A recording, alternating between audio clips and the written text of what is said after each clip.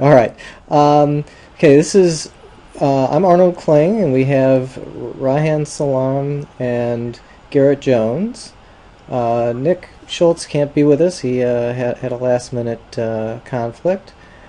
But what we're here to discuss is Garett and I both contributed to a symposium um, on the prospects of a debt crisis in the U.S. And we're going to let Reihan just do the questioning. Go ahead. Uh-oh. Hi guys, I feel very fortunate to be here with Arnold and Garett.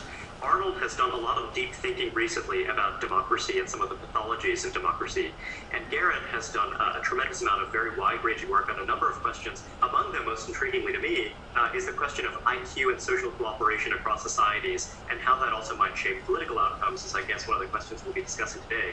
So first, I thought it might be best if Arnold and then Garett just described in broad outlines the theses that they advance in their papers on the prospects for default. Arnold, do you want to get started?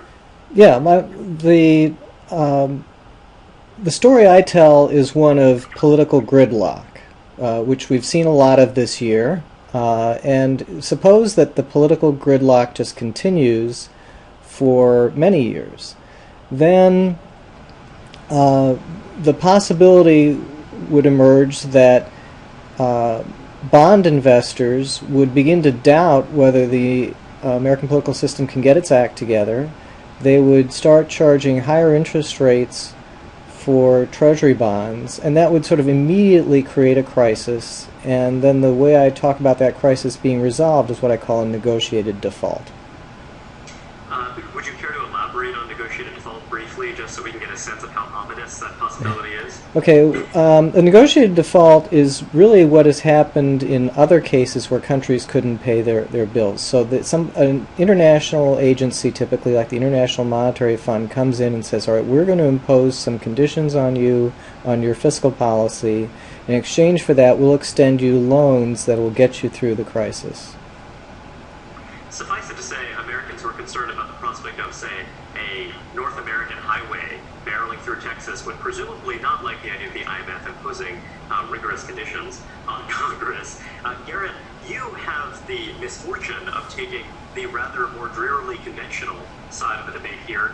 You think that a default is quite a bit less likely. So tell us about kind of why you take this, perhaps boringly optimistic view. Sure. Yeah, I think default's unlikely, partly because the U.S. has really favorable demographics. We are a young country, and that means we're going to have decades probably to watch other countries mess up as they face the problem of retiring baby boomers.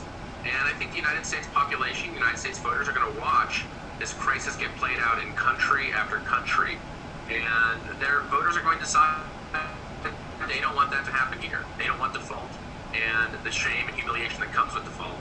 And so they'll demand that their politicians actually step up and through some mixture of tax increases and spending cuts, make a deal. I think the most likely outcome is basically a series of $1 to $2 trillion packages every few years, sort of what we saw happen last year, reenacted again and again. And if maybe half of the savings stick every time, that's probably enough to muddle through. Now, one thing that is true of both of you, and I think this is true of you as well, Garett, is that you both take the possibility seriously. That is, you both recognize that there are deep structural fiscal imbalances that merit attention. And though you, Garett, conclude that we will basically be able to muddle through, you by no means pretend that it's going to be an easy process. So let me just lay out an alternative view, and you can tell me why you consider it inadequate. And that alternative view, let's say it's the consensus view of the center left, and it goes something like this. During this extraordinary period, when we've experienced this kind of profound shock to larger economic performance, we need to engage in this very aggressive fiscal stimulus. We probably will need to do it for many years. But then at the same time, fortunately, we have the leadership of President Obama, the far-sighted leadership of President Obama, who recognizes the need for long-term fiscal consolidation. And so he put in place health system reform that is going to address the main driver of fiscal imbalances over the long term, which is medical cost growth. And so what he has done is introduced a series of pilot programs that are going to effectively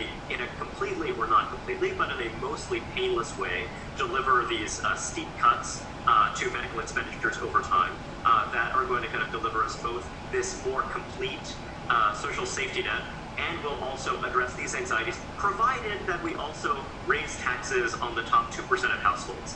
Now, I think it's fair to say that the president has tried to advance the idea that thinking about fiscal consolidation in the short term is a bad idea, but that his broad, long-term approach, as I've described it, is pretty much all we're going to need. And this idea that we're going to need, for example, tax increases on the middle class, or that we're going to need more draconian cuts, or deeper structural reforms to entitlement programs is just hogwash that's advanced by political zealots. Is it fair to say that you guys don't share that view, and if so, why? And why do you think that it is so widely held if you don't consider it credible? Arnold, would you like to speak first? Okay, I'll go first. I'm not sure that the belief is that widely held. I view the center of the sort of technocratic view as somewhere around Bowles-Simpson, and that's saying that we're going to need some structural reforms and entitlements. Although Bowles-Simpson went out of its way to protect Obamacare and sort of say that that would be the main mechanism for reducing health costs, and that's a little up in the air politically. But so a combination of tax reform and entitlement cuts is sort of the ultimate solution. And I guess Garett's suggesting that we'll kind of get that gradually rather than in one fell swoop. And I'm suggesting that we might not get it at all if political gridlock continues. But I think that's sort of where the center is. So that would be my take on that. Yeah, I was just looking at the CBO's long-term budget outlook this morning, and their view is that Obamacare doesn't really do that much until maybe the 2020s or 2030s, and then the effects are kind of modest on the spending restraint side. So the idea that while Obamacare does illustrate some elements of where Democrats are good on long-term fiscal consolidation, I think they're quite good at making big promises about wanting to spend more on taking care of the health of the neediest Americans. But at the same time, they got rid of Medicare Advantage, and they put in the IPAB, the Independent Payments Advisory Board, both of which have, in principle, the promise of cutting back spending a lot. Though Democrats appear to be willing to pay the price to curtail spending in a way that I don't see Republicans willing to pay a political price to raise revenue. That strikes me as a big difference between the parties. There's also another difference, which is that I guess one could argue that a coverage-first approach to health spending could actually create a political economy dynamic. That is, you make the situation radically worse before you make it better. That might actually force an accommodation. Do you think there's anything to that view, Garett? I'm not a big fan of that sort of Leninist approach of the worse the better. It's always possible that might work out, but what's impressive to me is that Democrats were willing to push through legislation that should have been politically costly, and they managed to. They did it. The question, yes, perhaps that's part of the reason they lost control of the House of Representatives, but Democrats walked into the House and voted for massive cuts in spending on their own constituents, and that's the kind of political activity we'll need to see happen again and again. We saw Speaker Boehner was willing to raise revenues as part of a deficit reduction deal this last year, so he personally at least was willing to exhibit that kind of, pay some kind of political cost. But his caucus overall, I don't think was as willing to pay the cost. Arnold, one thing that I find that is part of Garett's thesis is that as you make these mini deals progressively over the course of many years, there is a learning dimension. The other way in which learning plays into Garett's thesis is that he assumes that the American electorate will to some degree learn from the experiences of other market democracies. Now, for your kind of gridlock forever scenario to come true, this would have to this would speak to an electorate and a political class that is extremely resistant to learning, whether through these kind of repeated cooperations or whether from kind of comparative examples abroad. Now, of course, this is just a scenario, but tell us, I mean, what are your views about the extent to which members of the political class actually learn from experience? Well, it kind of varies what they learn. I put this in kind of a game theoretic context. So, so either each party has a cooperate strategy and a defect strategy. So for the Democrats, cooperating means being willing to cut entitlements. For Republicans, cooperating means being willing to raise taxes or certainly raise revenues. And what what everyone can see is that if they both cooperate, things work out better than if they both defect. And so when you say, well, they're going to learn that, well, I think everyone knows that we're better off if they both cooperate than if they both defect. The problem is it's a classic prisoner's dilemma situation where the base of each party makes it such that the dominant strategy for both parties is to defect. That is, the Republican base wants the Republican Party to reject tax increases no matter what, and the Democratic base wants the Democratic Party to reject substantial entitlement cuts no matter what, and so you end up in the quadrant where they both defect. Just as an observation, all of this discussion is really speculation about politics and the political situation. We'd love to be able to say we can analyze this prospect for default based on pure economics, but we're just basically making some assessments about how the politics will play out. Well, and Garett, tell me, I mean, when Arnold referenced prisoner's dilemmas, it struck me that there is a lot of interesting research about how people with higher levels of cognitive ability tend to actually be better at resolving prisoner's dilemmas, though, of course, as Arnold suggests, there is a different structural dynamic in which you have a polarized political system, and so the teams might have some kind of they're cooperating amongst each other, and they might conclude that the superior strategy is, as Arnold says, to defect. Tell me, how do you think that is likely to play out over the kind of medium and long term? Just kind of like addressing as a prisoner's dilemma. No, I'm a big fan of Arnold's view that this is a prisoner's dilemma between the parties. I teach it to my students, actually. I think it's a classic example of the prisoner's dilemma, and B, how repeating the game year after year can give you the scope for real cooperation. So the question is, do political parties feel like they're going to be in power long enough? Do the leaders of both parties feel like they're going to be in power long enough that cooperating is a long-run strategy that makes sense? I think I'm with Arnold that his scenario speaks to why both parties will feel like defecting. However, there is one possible solution, which is that every once in a while, the Republicans get voted out of power. And during those periods, Democrats raise taxes, and then Republicans keep those tax increases later on. So I think that kind of scenario where voters basically vote out Republicans in order to get the occasional tax increase, most of which then sticks, is a pretty likely part of our future.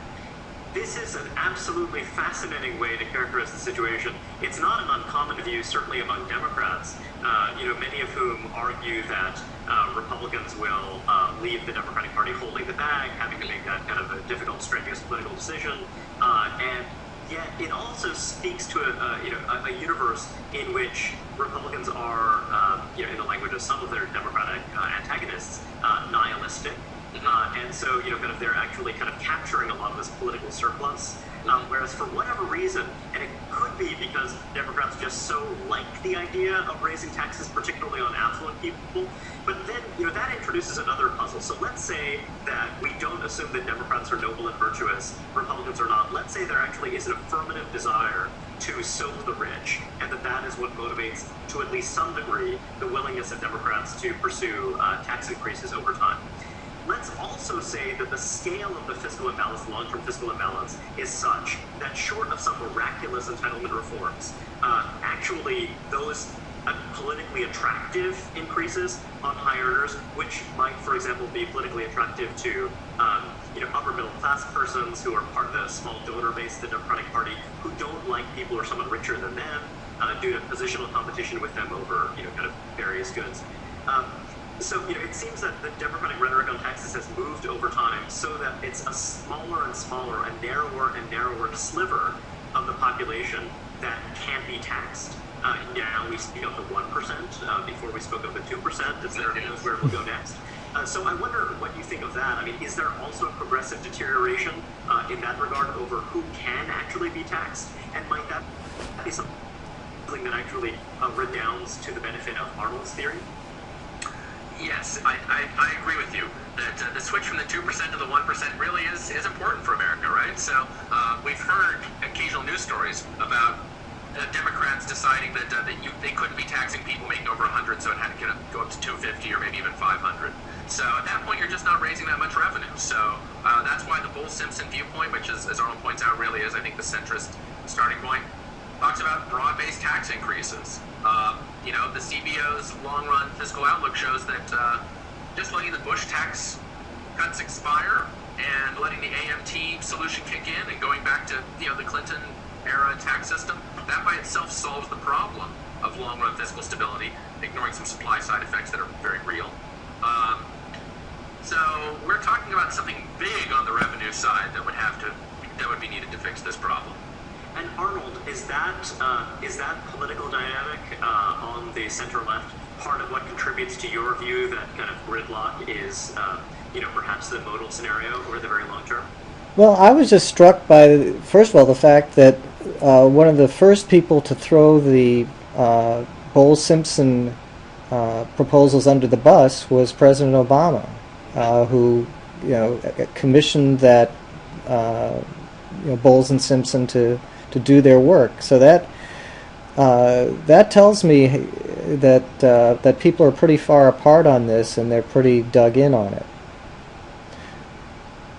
So I wonder, so for both of you, I mean, I think it's fair to say that both of you are sensitive to the incentive effects of very steep increases in marginal tax rates, etc. But I mean, and just to put on your political hats for a moment, is it fair to say that you both are so alarmed by the prospect of default that you would welcome something like Bowles-Simpson in the kind of short to medium term, rather than kind of continue to kind of resist large revenue increases?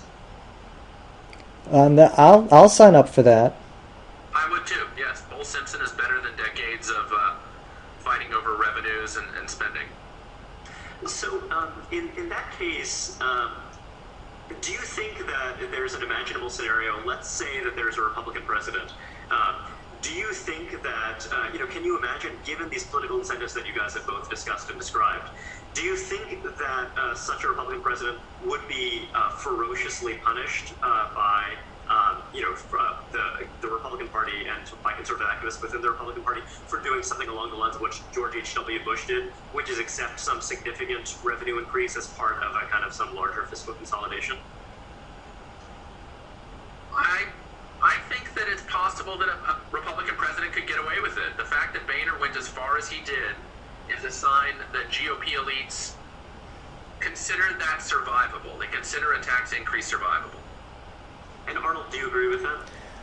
I think it's possible. Obviously, the scenario that I discuss in my paper assumes that doesn't happen, assumes that the brinkmanship continues and gets to the point where investors just lose confidence in the political process.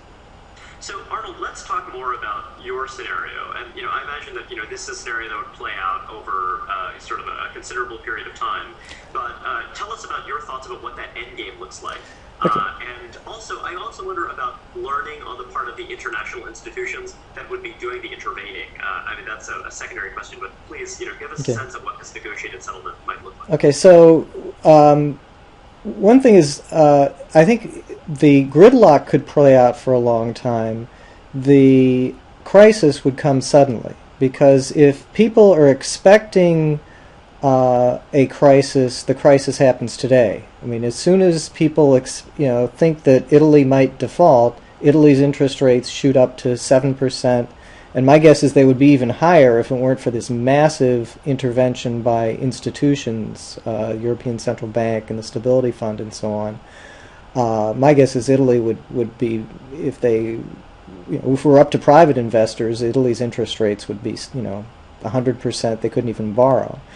And it's the quick transition from a low interest rate environment to a high interest rate environment that would characterize the crisis. So the crisis would come on suddenly, and it would be in that environment that the American political leaders might have to go begging to something like the IMF, and ending up in a situation where we have to sacrifice some of our sovereignty.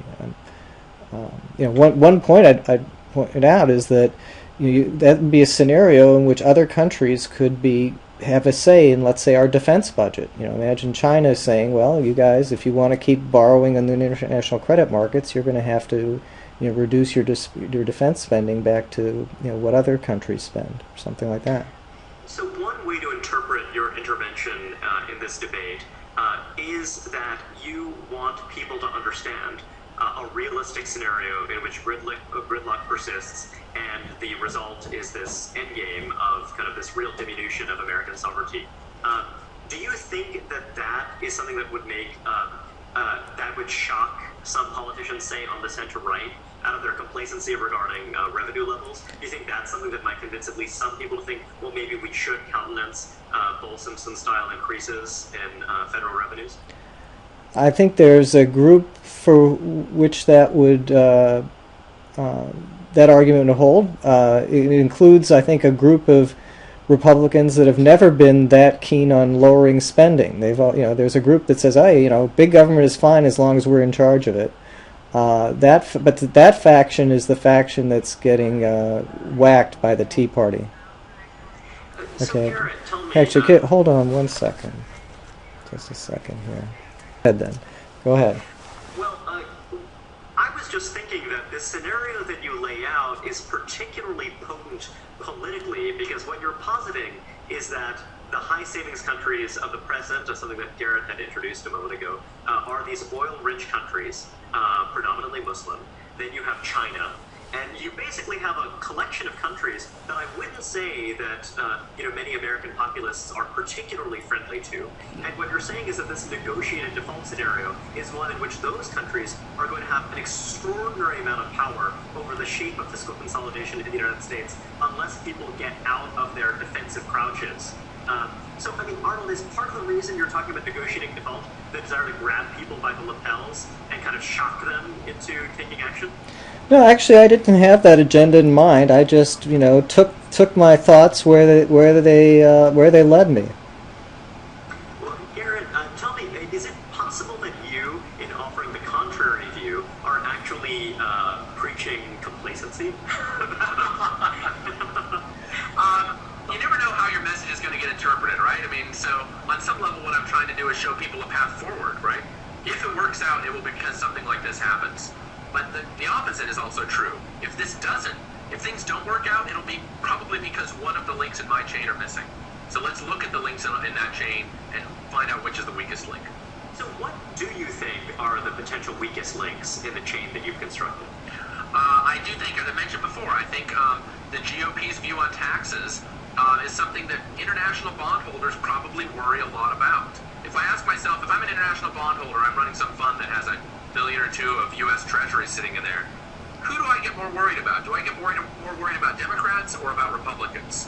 It's probably Republicans I worry more about. And part of that is that Democrats are willing to talk one way and then vote another. Republicans, when it comes to revenues, have not done that very much. This is fascinating to me. It's a way in which we tend to think of virtues all running in one direction. So the idea of kind of ideological consistency being something of a virtue, it's clearly something that on the left, among the intelligentsia on the left, there's been increasing emphasis on seeking ideological consistency. Yet what you're saying is that it's precisely the fact that we have an asymmetry in which one faction is dangerously, perhaps irrationally, ideologically consistent, to the point of alienating bondholders and other affluent constituencies that in political discourse, supposedly the right is beholden to. It's their willingness to actually ignore those constituencies that actually makes them so dangerous. But on the other hand, don't you think there's a way in which, for example, much of our new participatory communications technologies is about facilitating the surveillance of Democratic legislators. And a lot of it's this idea of, we can broadcast to these larger, empowered grassroots activist populations. Whether or not these people are true to the cause or not true to the cause, etc. And I feel as though Arnold's gridlock scenario is more responsive to those structural changes than a scenario under which people are more willing to be hypocritical over time because they're so alarmed.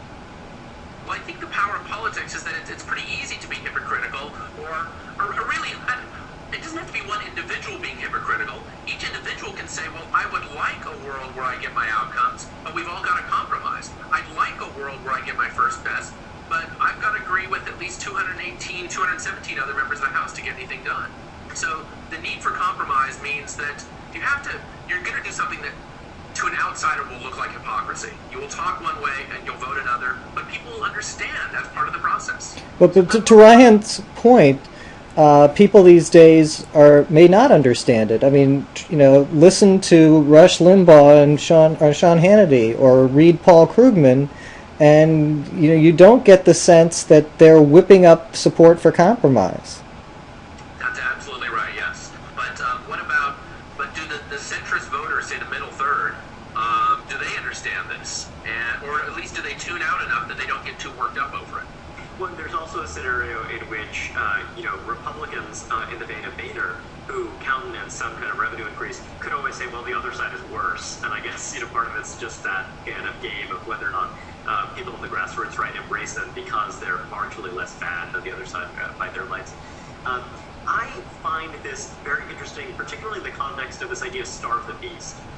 Starve the beast is an idea that is deeply rooted on the political right. There are many luminaries, for example, Milton Friedman, who said that really the key thing is to constrain government by starving it of tax revenue. And, Bill Niskanen and sort of a number of other people have kind of debated this idea whether or not it's plausible. One thing you do see, however, is that for example, in Massachusetts, in 1980, they passed a property tax measure that said that, well, if you're going to increase property taxes, you have to have a vote on doing so at the level of the municipality. So tax increases have happened at that level, but they've been relatively slow. So then, some decades later, you have a scenario in which Massachusetts has considerably lower tax levels than New Jersey, and it also has a government that is actually much more cost-effective. That is, it delivers services at considerably higher quality than comparable services in New Jersey, yet at much lower cost. So in a way, we could talk about the Massachusetts versus New Jersey scenario as one in which the starve the beast dynamic kind of worked. Or at the very least, tax revenues did increase, but they increased only by securing the agreement of taxpayers, kind of at the local level. So tell us, what do you think about that view, which I think is still very widely held on the right, that, hey, look at what's happened. We actually decreased tax revenues radically from what they would have been had the Clinton rates remained in place. And that has actually forced this conversation in which we might see some kind of really large-scale reform of the Medicare system and perhaps even the Social Security system.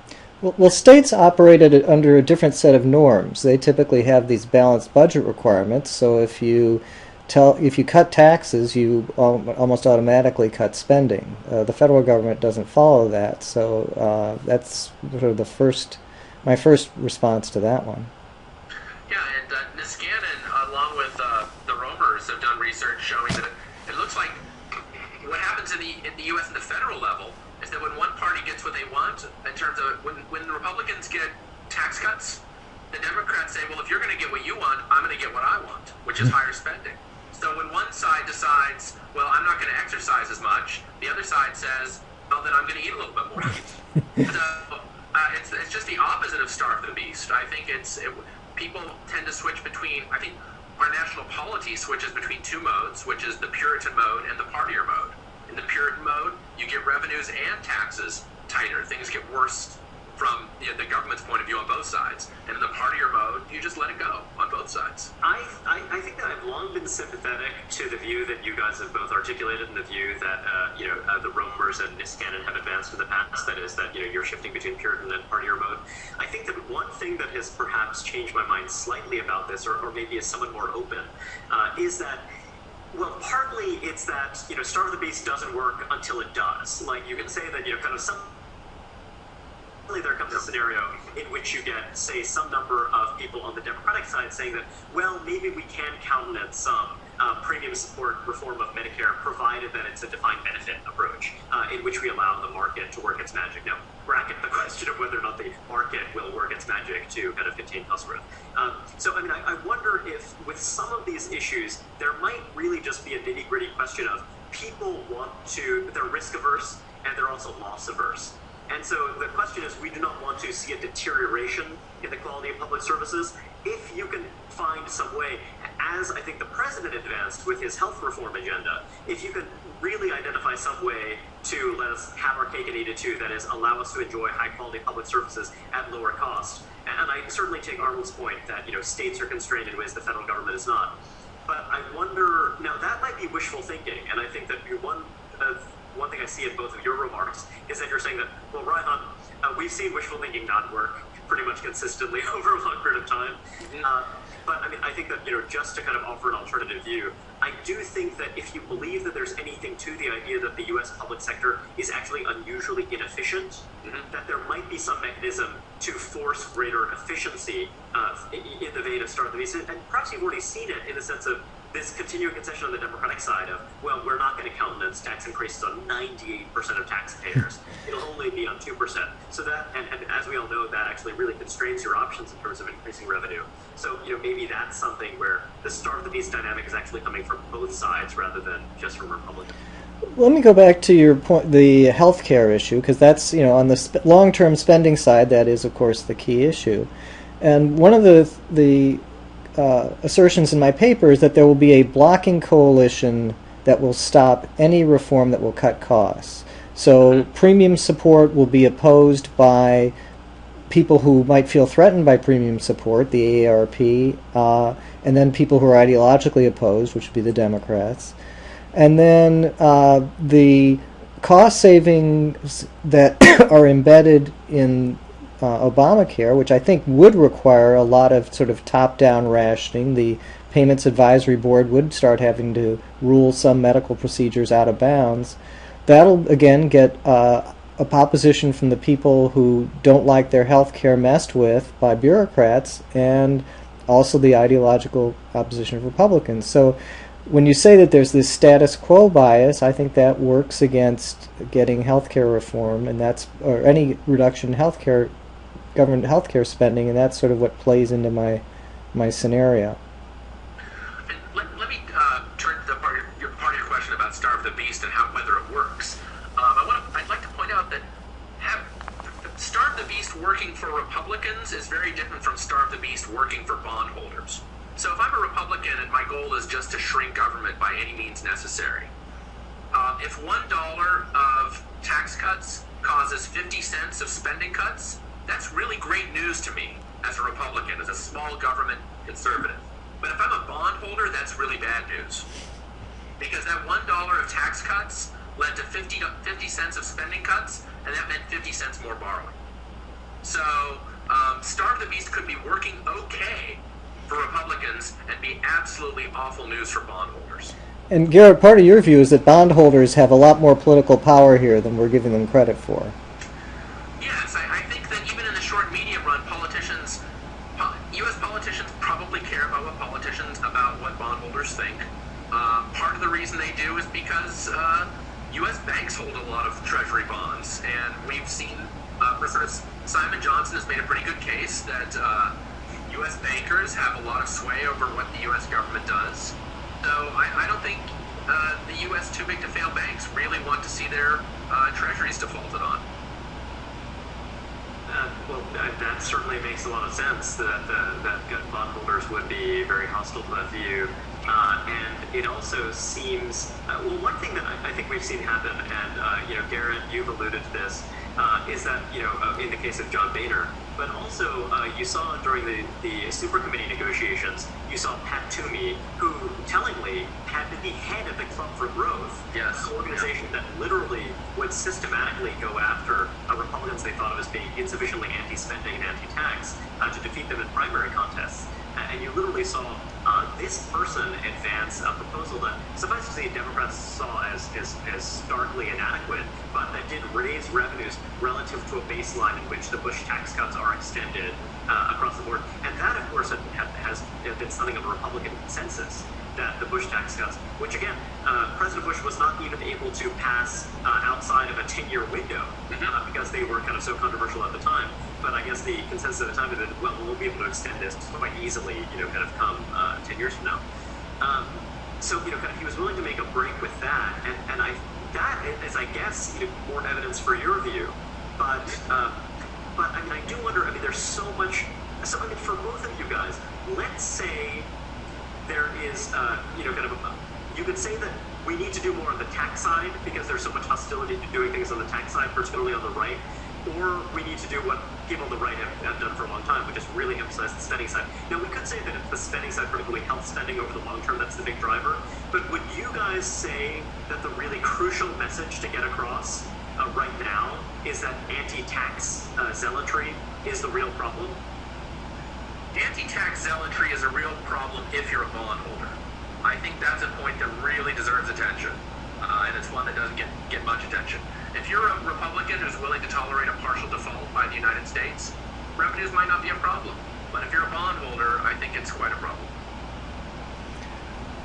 Yeah,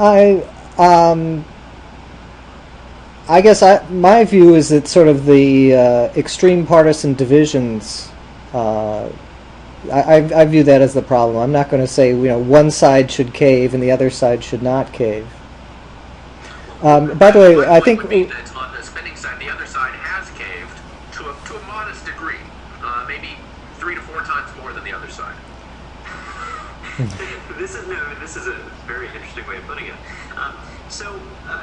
Arnold, you are envisioning not just. I wonder when Garett says partial default. I mean, I'm curious. It's going to both of you what might a partial default look like? I mean, how would a partial default be different from this kind of Goddard-Dameron style scenario that takes kind of 10 years for us to get to it? I mean, I guess in Garett's scenario, the link in the chain that breaks could be that we have these successive rounds of negotiations that basically work where they promise $1 trillion in consolidation, you get $500 billion, whatever, $500 billion rather, and then at some point that kind of breaks down. But I wonder, I mean, what does a partial default look like? Well, I don't think. I don't think we're going to sort of just say we're not paying every bondholder every penny. So one possibility is that we select, let's say, sovereign creditors. The foreign governments that own bonds, and we say, well, we're going to. We're going to pay a little bit less to you, or on a slower schedule to you, something like that. That would be a very modest partial default. Now, again, in exchange for that, you give up sovereignty to these people. Because we still have an enormous military. Sorry? Because we still have an enormous military. Yeah, so we can convince them to do it, but in exchange, they might say, well, you're going to reduce your military, so you can't do this again. Anyway. Actually, we're getting close on time. Do you have a general, a wrap-up question that you wanted to get to, or you want to just keep going on this one? Perhaps, are there any points that either of you would like to make that you'd really like to drive home for anyone watching that we haven't gotten to? Garett, is there anything that comes to mind? No, I'm looking through my talking points. I think we've hit on the big ones. I'm pretty pleased with that. And Arnold? Yeah, I think we've covered everything I wanted to cover. Do you have anything you wanted to bring out? All I want to say is that this conversation has been extremely illuminating for a few reasons. One of which is that Garett has really given us the bondholders' eye view of the world, in which Republicans really do seem absolutely extreme and crazy, and Democrats seem far more moderate in a notably asymmetric way. And I think that Arnold has given us something that I really hope spreads far and wide, which is a nightmarish vision of countries that a lot of people on the American right fear most, are the countries that would be precisely those that would have a tremendous amount of leverage in determining what kind of spending continues, e.g. military spending, and what kind of spending is allowed to kind of continue as usual. So I think that that is exactly the kind of scenario that I think might shock at least some Republicans into thinking, into being in a more compromising mood. All right, great. Thanks. Thank you. Thanks.